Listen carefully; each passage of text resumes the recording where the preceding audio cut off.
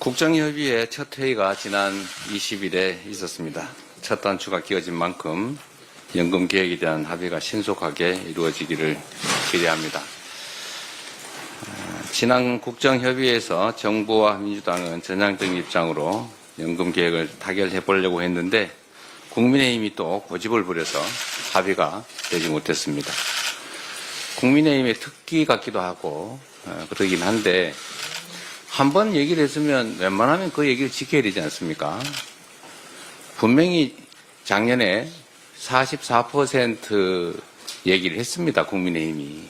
그럼 민주당은 50% 얘기하다 제가 40%로 소득 대체율을 낮추는 것을 얘기했고 1% 차이인데 그 부분은 협의할 수 있다 이렇게 말씀을 드렸습니다. 다들 기억하실 겁니다. 그런데 권영세 비대위원장께서 갑자기 42%를 들고 나왔어요. 하지 말자는 거죠. 이런 식으로 정치하면 되겠습니까? 더군다나 야당도 아니고 집권 여당 아닙니까? 이런 식으로 사실상 연금개혁 안 하려고 하면서 겉으로만 하는 척 이런 거 하면 안 됩니다. 그 야당도 그런 짓 하지 않습니다. 여당이 산당이 돼서 그런지는 모르겠는데 그러면 되겠어요. 여러 차례 말씀드렸지만 저출생 고령화 위기를 헤쳐나가기 위해서 국민연금 제도 개편은 반드시 해내야 됩니다. 최대한 빨리 처리하기를 기대합니다. 자꾸 요새는 제가 웬만하면 이런 얘기 안 하려고 하는데 자꾸 국민의힘 태도를 지적하지 않을 수가 없어요. 한 김에 한 번 더 하겠습니다.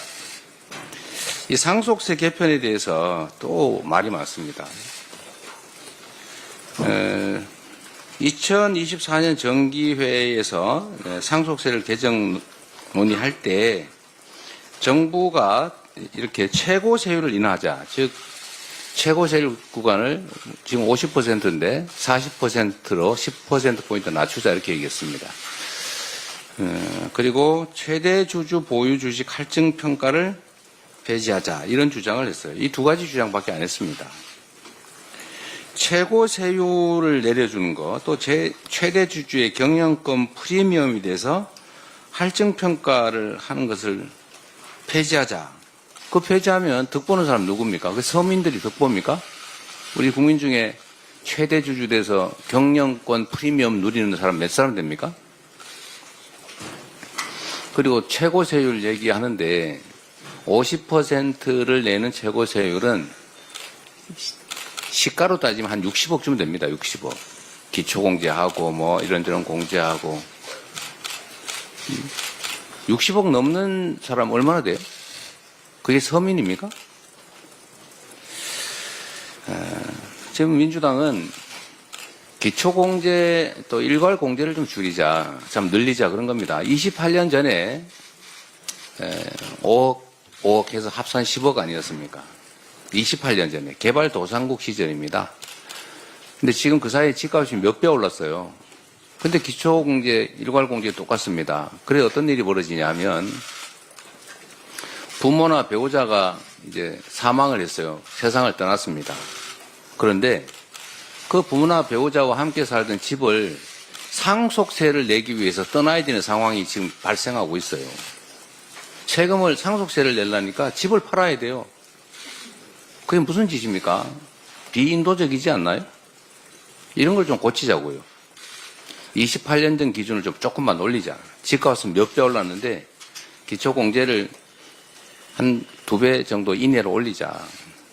그런 얘기 아닙니까? 18억 정도 되는 집은 과세표준 기준으로 18억 정도 되면 세금 없이 상속해서 그 집에 계속 살게 해주자. 합리적이지 않나요? 근데 여기에 왜 딴지를 겁니까? 국민의힘이 딴지를 걸면서 그 얘기 하잖아요, 지금. 최고세율 인하 안 하면 이것도 뭐 동의 못 하겠다. 지금 그런 거 아닌가요?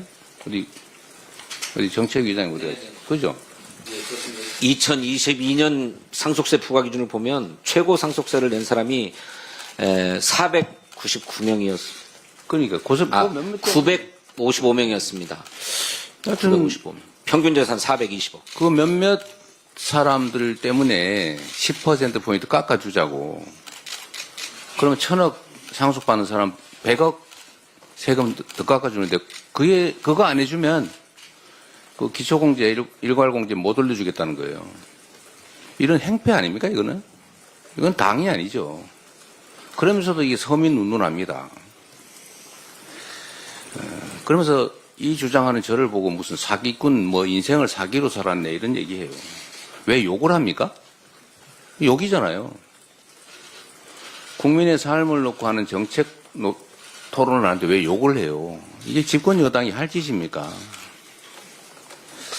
정말 이해가 안 됩니다. 좀 당황을 한 모양이에요. 내란 세력하고 몰려다니다 보니까.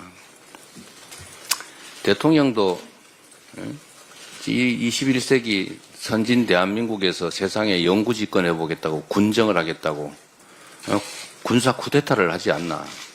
그런 사람들을 비호하면서 1호 당원 징계도 하지 않고 오히려 쫓아다니잖아요. 동조를 하지 않습니까?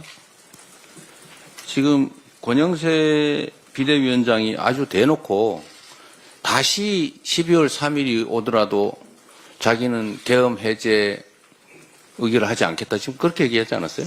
뭐 표현도 틀리다고 꼬투리 잡을지 모르겠는데 하여튼 그런 취지였어요. 이게 극우 아니면 뭡니까?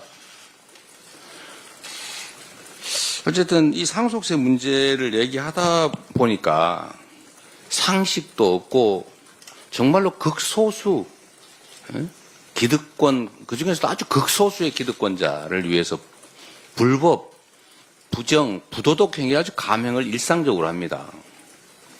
이게 무슨 보수 정당입니까? 이건 보수가 아니죠. 보수는 합리적인 가치와 질서를 지키는 걸 보수라고 해요. 기득권을 지키는 건 수구라고 하죠. 근데 이제 수구를 넘어서서 범죄 집단을 지켜요. 내란 수계를 지킵니다. 이런 건 보수라고 하지 않고 극우라고 하는 거예요. 극우 정당 맞지 않습니까? 전에 내란의 힘이라고 누가 주장을 했더니 왜 그런 말을 하냐고 화내던데 이젠 내란의 힘 이상으로 극우의 힘 된 거 아닙니까? 극우의 힘으로 어떻게 이 나라 국정을 책임지겠어요? 심지어 욕설까지. 제가 이 국민의힘 정말 정신 차리시기 바랍니다. 제가 국민의힘을 위해서 하는 말이 아닙니다. 이 나라의 미래를 위해서죠. 이 나라 정치의 한 축을 맡고 있지 않습니까? 그런데 이런 태도로 어떻게 하시려고 그래요? 정신 좀 차리시기를 다시 한번 권고드립니다. 합리적으로 정책 토론하기를 기대합니다. 이상입니다.